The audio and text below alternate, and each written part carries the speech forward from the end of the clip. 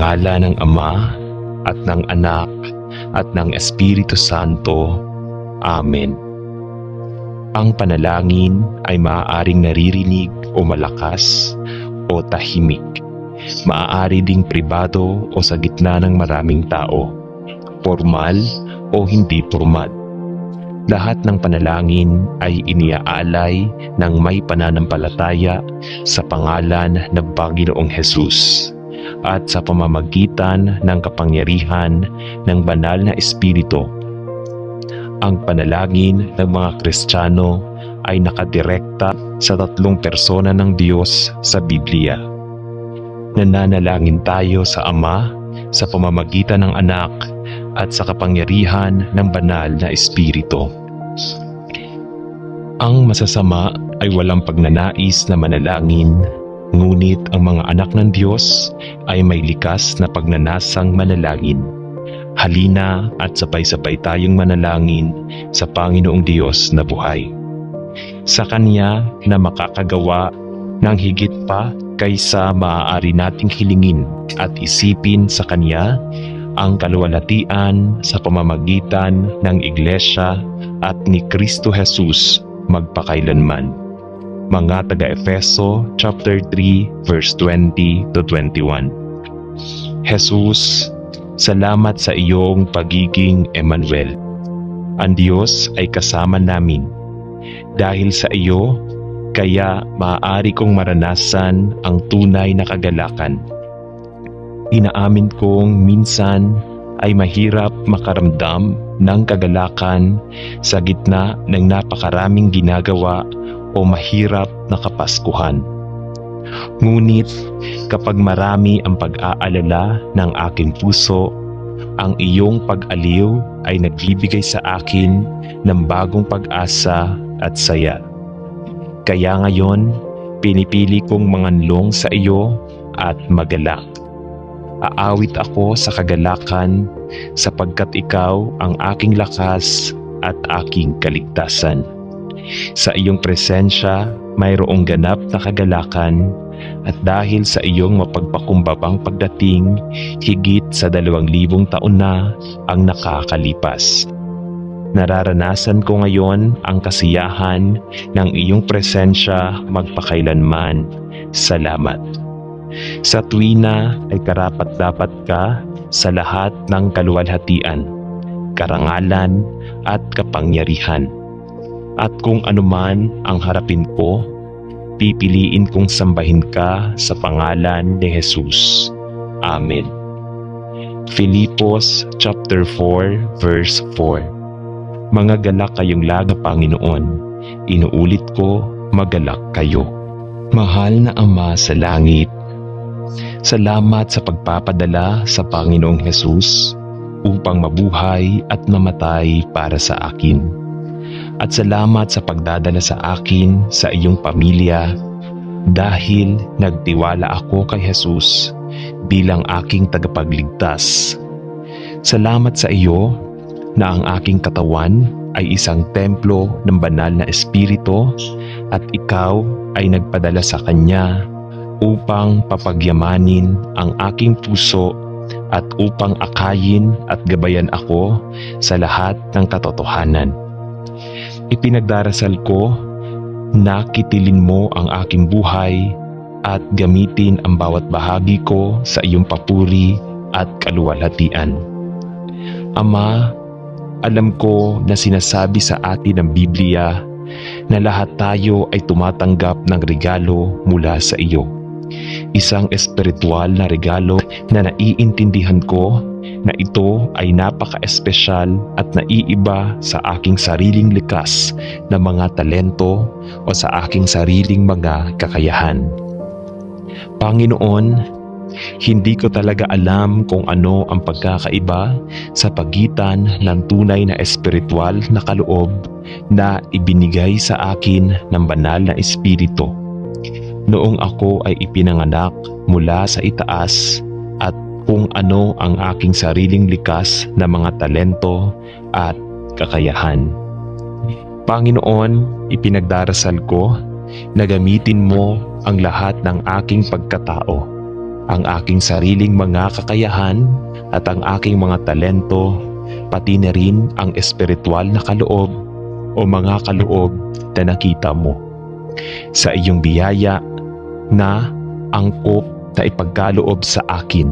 Ngunit ipinagdarasal ko rin na ikaw ay buksan ang aking pagkaunawa sa espesyal na espiritual na kaloob na iyong ipinagkaloob sa akin sa pamamagitan ng iyong biyaya. Ipakita mo sa akin na nananalangin ako. Ano ang espesyal na kaloob na espiritual na ibinigay mo sa akin upang gamitin para sa kapakinabangan ng katawan ni Kristo. At hinihiling ko na ipakilala mo ito sa akin at gagamitin mo ito upang hikayatin at patatagin ang aking mga kapatid kay Kristo sa iyong papuri at kaluwalhatian sa pangalan ni Jesus ay nananalangin ako. Amen. Ama sa langit, salamat sa iyo na binigyan mo ang bawat isa sa iyong mga anak ng mga regalo at biyaya na magamit upang patatagin at hikayatin ang aming mga kapatid sa katawan ni Kristo.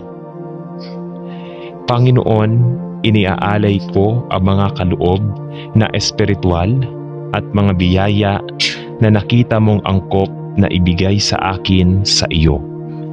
Iniaalay ko kung ano ako sa iyo at ipinagdarasal na magamit kita sa isang body ministry sa ibang mga santo ng Diyos upang ako ay makapaglingkod sa aking mga kapatid sa anumang paraan na pipiliin mong gamitin ako.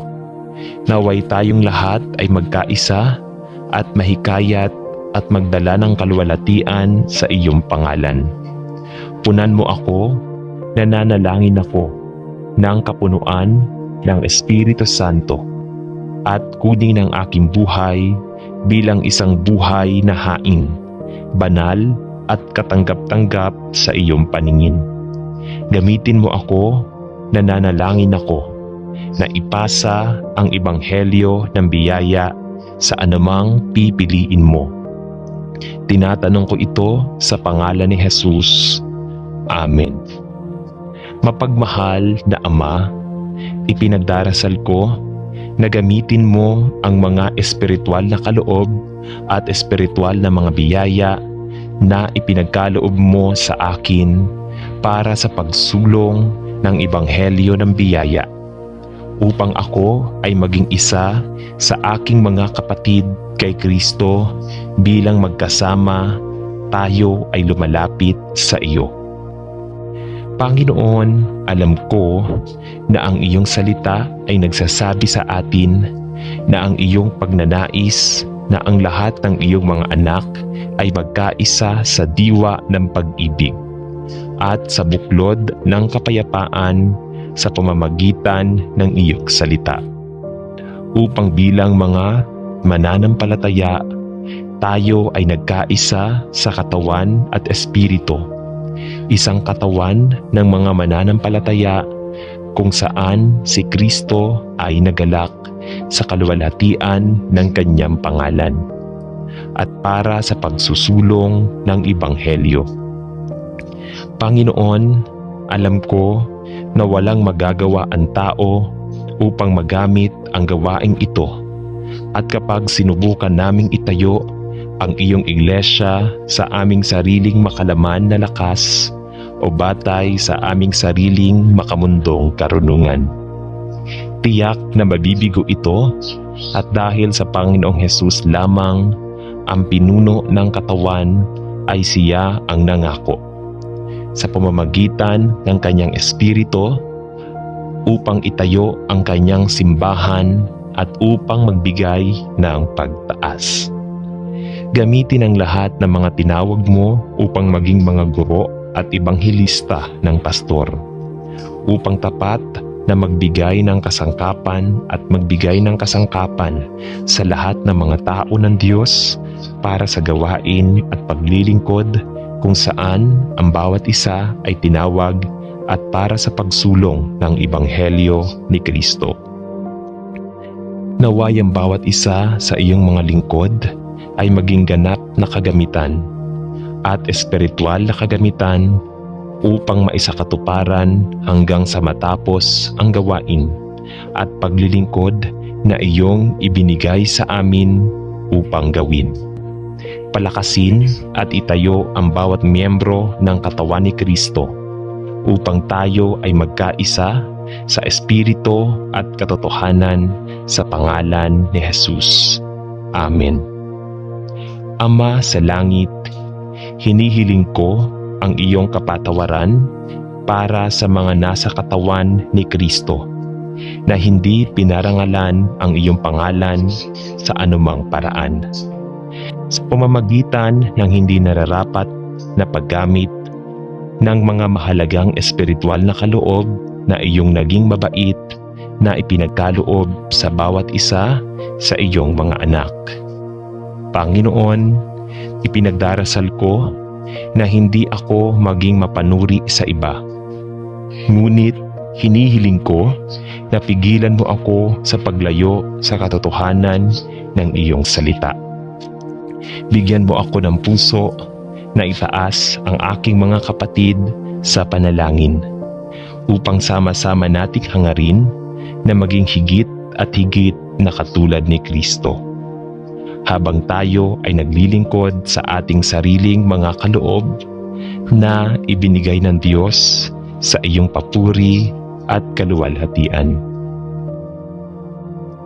Bigyan mo ako ng panalangin, isang tama at pakadiyos na karunungan at pag-unawa, upang matukoy ko kung anong mga regalo ang mula sa iyo at na ginamit sa maling paraan para sa makasariling pakinabang. Bigyan mo ako ng isang mapagmalasakit na puso at isang pagnanais na maibigay ng kusang loob at ayon sa lahat ng nais mo para sa aking buhay at saksi. Tulungan mo akong maging pampatibay loob sa ibang mga miyembro ng katawan ni Kristo. At maaari ba akong gamitin upang hikayatin ng iba sa anumang kapasidad na iyong pipiliin, pisikal, emosyonal, panlipunan o espiritual. Palakihin ang aking pananampalataya sa iyo at bigyan ako ng isang matuturuan na espiritu at ang kakayahang laging magkaroon ng sagot para sa pag-asa na nasa akin. Bigyan mo ako ng pagkakataong ipahayag ang mabuting balita ng Ebanghelyo ng biyaya at isang pagpayag na kumuha ng anumang baton na pipiliin mong ilagay sa aking landas. Panginoon, ipinagdarasal ko na naway ako na ang pinakamahusay na maaari kong maging at hilingin sa iyo na pagkalooban ako ng anumang espiritual na mga kaloob na nakikita mong angkop. Panginoon, ipinagdarasal ko na ilayo mo ako sa inggit kapag nakita ko ang isang kapatid na lalaki o babae na gumagana sa kanilang espiritual na kaloob na ibinigay ng Diyos o nagpapakita ng magandang bunga ng espiritu sa kanilang buhay. Ngunit sa halip ay mabuhay ako at lumakad ng mapagpakumbaba sa harap mo lahat ng mga araw ng aking buhay sa iyong papuri at kaluwalhatian sa pangalan ni Jesus. Amen. Amang Diyos, ikaw lamang ang karapat-dapat na tumanggap ng lahat ng karangalan at lakas at kamahalan at kapangyarihan at kaluwalhatian at karangalan at pagpapala. Sapagkat nilikha mo ang lahat ng bagay at ginawa mo kami para sa iyong kasiyahan at sa iyong karangalan. At sa gayon ay pumupunta ako ngayon upang mag-alok ang aking sarili na gamitin sa iyo. Salamat Ama para sa espiritual na mga kaloob na ibinigay mo sa akin. Panginoon, alam ko na ngayon maraming mga katibayan sa paligid natin na ang mga espiritual na kaloob na mapagbigay mong ibinigay sa marami sa simbahan ay tila inabuso sa parehong paraan na sila ay nailapat sa simbahan sa Korinto. Panginoon, ipinagdarasal ko na gamitin mo ang aking espiritual na mga kaloob, pati na rin ang aking likas na kakayahan sa iyong papuri at kaluwalhatian, at hindi para sa aking sariling personal na paggamit o pagmamataas. At Panginoon, tinatanggap ko na ang mga espiritual na kaloob ay hindi kinakailangang katibayan ng espiritualidad. Gayunmay, Panginoon, ipinamamanhik ko na ako'y lumago sa biyaya at sa pagkakilala kay Jesus. Naway lumago ako sa espiritual at maging mature sa pananampalataya upang ang aking mga espiritual na kaloob ay magamit bilang angkop sa isang mature na lalaki o babae ng Diyos. Magpakumbaba sa akin kung kinakailangan, Panginoon, sapagkat hindi ko nais na maging mapagmataas. Alam na ikaw ay pinagkalooban ng labis na biyaya at kagandahang loob sa mga espiritual na mga regalo na ibinigay mo sa akin. Tulungan mo akong gamitin ng tama ang lahat ng ibinigay mo sa akin ng matalino at naaangkop, at panatilihin akong mababa sa krus at nasira sa harap mo. Ama, pinupuri ko at pinasasalamatan kita sa bawat espiritual na kaloob na mayroon ako, at buong panalangin kong inialay ang bawat isa pabalik sa iyo, upang magamit ang mga ito gaya ng gusto mo sa akin na gamitin ang mga ito, upang tulungan at hikayatin ang ibang mga mananampalataya na mahihirap na panahong ito, at upang itaas ang iyong pangalan dahil sa pagnanais ko na dumami ka sa bawat bahagi ng aking buhay, at bumaba ako hanggang sa hindi ako, kundi si Kristo ang nabubuhay sa akin at gumagawa sa pamamagitan ko. Tulungan mo akong manalangin ako upang matuklasan ang tamang paraan upang magamit ang aking espiritual na kaloob, at ipinagdarasal ko na ituro mo sa akin kung paano gamitin ang lahat ng aking espiritual na kaloob sa iyong papuri at kaluwalhatian sa pangalan ni Jesus. Amen.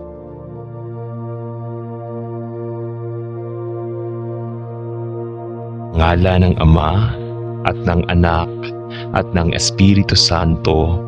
Amen. Ang panalangin ay maaaring naririnig o malakas o tahimik.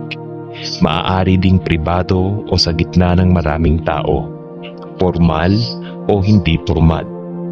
Lahat ng panalangin ay iniaalay ng may pananampalataya sa pangalan ng Panginoong Hesus, at sa pamamagitan ng kapangyarihan ng banal na Espiritu. Ang panalangin ng mga Kristiyano ay nakadirekta sa tatlong persona ng Diyos sa Biblia. Nananalangin tayo sa Ama sa pamamagitan ng Anak at sa kapangyarihan ng banal na Espiritu.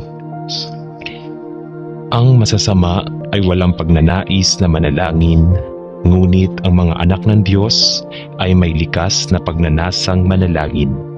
Halina at sabay-sabay tayong manalangin sa Panginoong Diyos na buhay.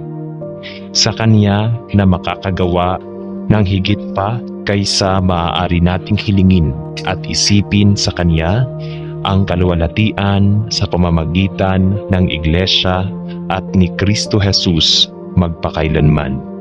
Mga taga-Efeso chapter 3 verse 20 to 21. Jesus, salamat sa iyong pagiging Emmanuel. Ang Diyos ay kasama namin. Dahil sa iyo, kaya maaari kong maranasan ang tunay na kagalakan. Inaamin kong minsan ay mahirap makaramdam ng kagalakan sa gitna ng napakaraming ginagawa o mahirap na kapaskuhan. Ngunit kapag marami ang pag-aalala ng aking puso, ang iyong pag-aliw ay nagbibigay sa akin ng bagong pag-asa at saya. Kaya ngayon, pinipili kong manganlong sa iyo at magalak. Aawit ako sa kagalakan sapagkat ikaw ang aking lakas at aking kaligtasan. Sa iyong presensya, mayroong ganap na kagalakan at dahil sa iyong mapagpakumbabang pagdating, higit sa 2,000 taon na ang nakakalipas. Nararanasan ko ngayon ang kasiyahan ng iyong presensya magpakailanman. Salamat. Sa tuwina ay karapat-dapat ka sa lahat ng kaluwalhatian, karangalan at kapangyarihan. At kung anuman ang harapin ko, pipiliin kong sambahin ka sa pangalan ni Jesus. Amen. Filipos chapter 4 verse 4. Mga galak kayong laga, Panginoon. Inuulit ko, magalak kayo. Mahal na Ama sa langit, salamat sa pagpapadala sa Panginoong Jesus upang mabuhay at mamatay para sa akin. At salamat sa pagdadala sa akin sa iyong pamilya dahil nagtiwala ako kay Jesus bilang aking tagapagligtas. Salamat sa iyo na ang aking katawan ay isang templo ng banal na Espiritu at ikaw ay nagpadala sa kanya upang papagyamanin ang aking puso at upang akayin at gabayan ako sa lahat ng katotohanan. Ipinagdarasal ko na kitilin mo ang aking buhay at gamitin ang bawat bahagi ko sa iyong papuri at kaluwalhatian. Ama, alam ko na sinasabi sa atin ng Biblia na lahat tayo ay tumatanggap ng regalo mula sa iyo. Isang espiritual na regalo na naiintindihan ko na ito ay napaka-espesyal at naiiba sa aking sariling likas na mga talento o sa aking sariling mga kakayahan. Panginoon, hindi ko talaga alam kung ano ang pagkakaiba sa pagitan ng tunay na espiritual na kaloob na ibinigay sa akin ng banal na Espiritu noong ako ay ipinanganak mula sa itaas at kung ano ang aking sariling likas na mga talento at kakayahan.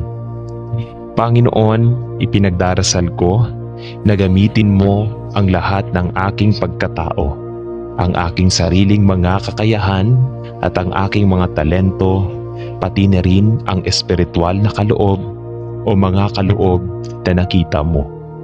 Sa iyong biyaya na angkop na ipagkaloob sa akin. Ngunit ipinagdarasal ko rin na ikaw ay buksan ang aking pagkaunawa sa espesyal na espiritual na kaloob na iyong ipinagkaloob sa akin sa pamamagitan ng iyong biyaya. Ipakita mo sa akin na nananalangin ako. Ano ang espesyal na kaloob na espiritual na ibinigay mo sa akin upang gamitin para sa kapakinabangan ng katawan ni Kristo. At hinihiling ko na ipakilala mo ito sa akin at gagamitin mo ito upang hikayatin at patatagin ang aking mga kapatid kay Kristo sa iyong papuri at kaluwalhatian sa pangalan ni Jesus ay nananalangin ako. Amen. Ama sa langit, salamat sa iyo na binigyan mo ang bawat isa sa iyong mga anak ng mga regalo at biyaya na magamit upang patatagin at hikayatin ang aming mga kapatid sa katawan ni Kristo. Panginoon, iniaalay ko ang mga kaloob na espiritual at mga biyaya na nakita mong angkop na ibigay sa akin sa iyo. Iniaalay ko kung ano ako sa iyo at ipinagdarasal na magamit kita sa isang body ministry sa ibang mga santo ng Diyos upang ako ay makapaglingkod sa aking mga kapatid sa anumang paraan na pipiliin mong gamitin ako. Naway tayong lahat ay magkaisa at mahikayat at magdala ng kaluwalhatian sa iyong pangalan. Punan mo ako, nananalangin ako ng kapunuan ng Espiritu Santo at kunin ang aking buhay bilang isang buhay na hain, banal at katanggap-tanggap sa iyong paningin. Gamitin mo ako, nananalangin ako, na ipasa ang ebanghelyo ng biyaya sa anumang pipiliin mo. Tinatanong ko ito sa pangalan ni Jesus. Amen. Mapagmahal na Ama, ipinagdarasal ko na gamitin mo ang mga espiritual na kaloob at espiritual na mga biyaya na ipinagkaloob mo sa akin para sa pagsulong ng ebanghelyo ng biyaya, upang ako ay maging isa sa aking mga kapatid kay Kristo bilang magkasama tayo ay lumalapit sa iyo.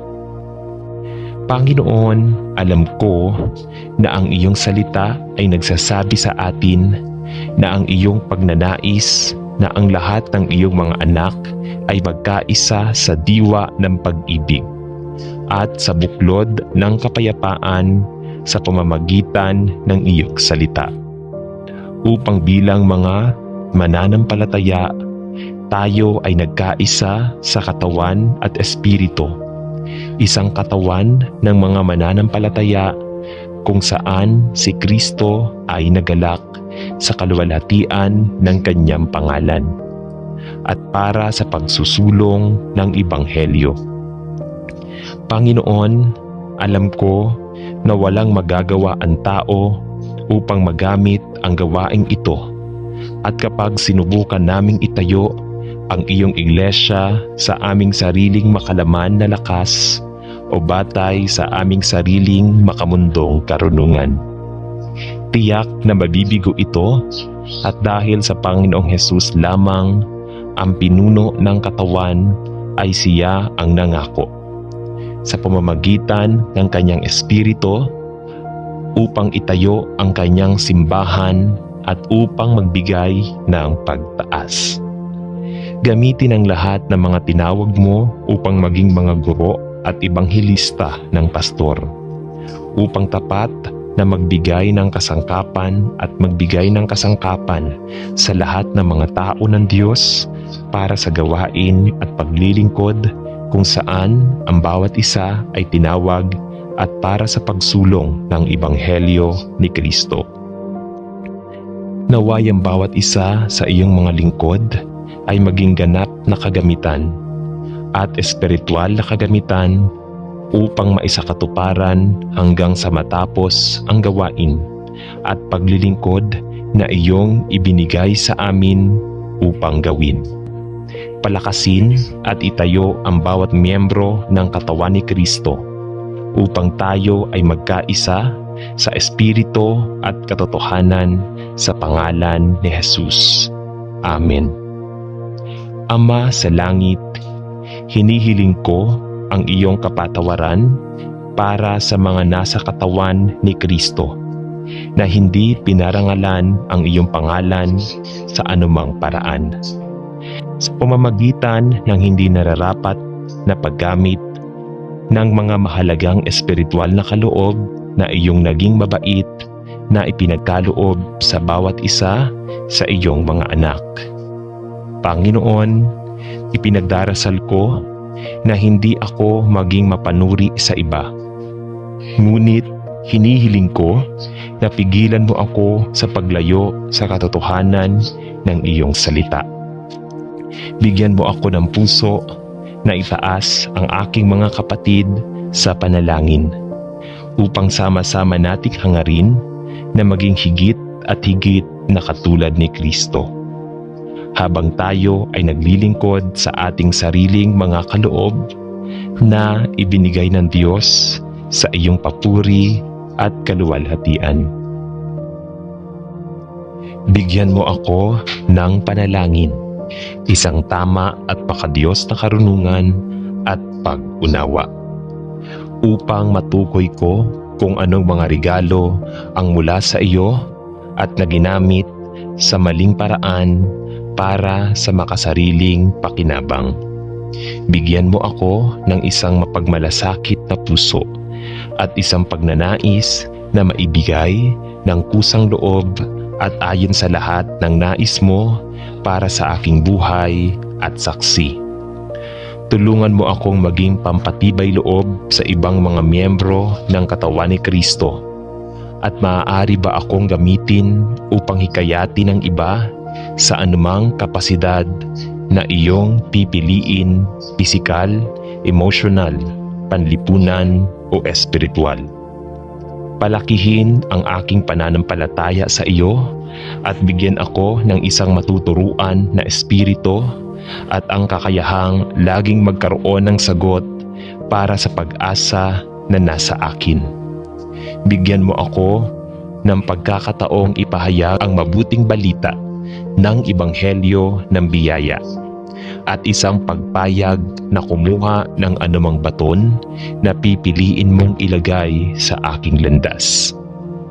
Panginoon, ipinagdarasal ko na naway ako na ang pinakamahusay na maaari kong maging at hilingin sa iyo na pagkalooban ako ng anumang espiritual na mga kaloob na nakikita mong angkop. Panginoon, ipinagdarasal ko na ilayo mo ako sa inggit kapag nakita ko ang isang kapatid na lalaki o babae na gumagana sa kanilang espiritual na kaloob na ibinigay ng Diyos o nagpapakita ng magandang bunga ng espiritu sa kanilang buhay. Ngunit sa halip ay mabuhay ako at lumakad ng mapagpakumbaba sa harap mo lahat ng mga araw ng aking buhay sa iyong papuri at kaluwalhatian sa pangalan ni Jesus. Amen. Amang Diyos, ikaw lamang ang karapat-dapat na tumanggap ng lahat ng karangalan at lakas at kamahalan at kapangyarihan at kaluwalhatian at karangalan at pagpapala. Sapagkat nilikha mo ang lahat ng bagay at ginawa mo kami para sa iyong kasiyahan at sa iyong karangalan. At sa gayon ay pumupunta ako ngayon upang mag-alok ang aking sarili na gamitin sa iyo. Salamat Ama para sa espiritual na mga kaloob na ibinigay mo sa akin. Panginoon, alam ko na ngayon maraming mga katibayan sa paligid natin na ang mga espiritual na kaloob na mapagbigay mong ibinigay sa marami sa simbahan ay tila inabuso sa parehong paraan na sila ay nailapat sa simbahan sa Korinto. Panginoon, ipinagdarasal ko na gamitin mo ang aking espiritual na mga kaloob pati na rin ang aking likas na kakayahan sa iyong papuri at kaluwalhatian at hindi para sa aking sariling personal na paggamit o pagmamataas. At Panginoon, tinatanggap ko na ang mga espiritual na kaloob ay hindi kinakailangang katibayan ng espiritualidad. Gayunmay, Panginoon, ipinamamanhik ko na ako'y lumago sa biyaya at sa pagkakilala kay Jesus. Naway lumago ako sa espiritual at maging mature sa pananampalataya upang ang aking mga espiritual na kaloob ay magamit bilang angkop sa isang mature na lalaki o babae ng Diyos. Magpakumbaba sa akin kung kinakailangan, Panginoon, sapagkat hindi ko nais na maging mapagmataas. Alam na ikaw ay pinagkalooban ng labis na biyaya at kagandahang loob sa mga espiritual na mga regalo na ibinigay mo sa akin. Tulungan mo akong gamitin ng tama ang lahat ng ibinigay mo sa akin ng matalino at naaangkop, at panatilihin akong mababa sa krus at nasira sa harap mo. Ama, pinupuri ko at pinasasalamatan kita sa bawat espiritual na kaloob na mayroon ako, at buong panalangin kong inialay ang bawat isa pabalik sa iyo, upang magamit ang mga ito gaya ng gusto mo sa akin na gamitin ang mga ito, upang tulungan at hikayatin ang ibang mga mananampalataya na mahihirap na panahong ito, at upang itaas ang iyong pangalan dahil sa pagnanais ko na dumami ka sa bawat bahagi ng aking buhay, at bumaba ako hanggang sa hindi ako, kundi si Kristo ang nabubuhay sa akin at gumagawa sa pamamagitan ko. Tulungan mo akong manalangin ako upang matuklasan ang tamang paraan upang magamit ang aking espiritual na kaloob, at ipinagdarasal ko na ituro mo sa akin kung paano gamitin ang lahat ng aking espiritual na kaloob sa iyong papuri at kaluwalhatian sa pangalan ni Jesus. Amen.